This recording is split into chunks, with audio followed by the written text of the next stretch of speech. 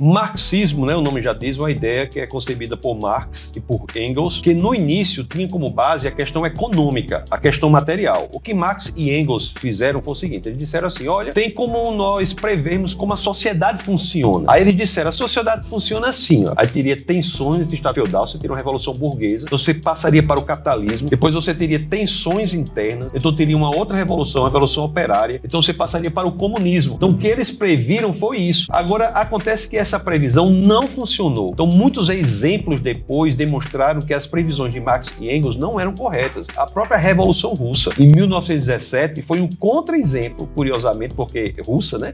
Foi um contra-exemplo às previsões de Marx, porque a Revolução Russa, você tem um estado feudal que passa para um comunista com uma burguesia irrelevante. Então, aquilo previsto por Marx não funciona. Então, para que houvesse domínio, os pensadores pós-marxistas começaram a pensar assim, olha, não é mais na economia, não é mais na matéria, nós temos que atuar agora direto na ideologia. Porque para Marx, quando nós atuávamos na matéria, na economia, a atuação na economia geraria ideologia correspondente. É o que chama a infraestrutura econômica, geraria uma superestrutura ideológica. Então os pensadores pós-marxistas disseram, não é assim, a gente tem que agir direto na ideologia. O próprio Lenin já tentou dar ao marxismo um elemento muito mais político, muito mais ideológico do que econômico. Lenin tentou isso. Mas o principal pensador que leva o ataque para a ideologia foi um pensador italiano que estava preso, inclusive, sob o regime de Mussolini, chamado Antônio Gramsci. Então, Gramsci, ele escreve lá na prisão, lá, cartas do cárcere dele lá, demonstrando como nós devemos atuar diretamente na ideologia. Então, a partir daí, as ideias marxistas deixaram de ser na economia e passaram a ser gradativamente na ideologia. Então, em vez da divisão ser algo de índole econômica, como, por exemplo, o patrão empregado, o burguês, o operário, sempre dizendo respeito à economia, essa divisão passou a ser na ideologia. Então, como é que nós vamos dividir na ideologia agora, já que não é na economia? Aí você tem homem contra mulher, negro contra branco, índio contra não índio, homossexual contra heterossexual e assim sucessivamente. Então, graças ao gramscismo, nós temos um marxismo que atua na divisão no campo ideológico com fins de poder político.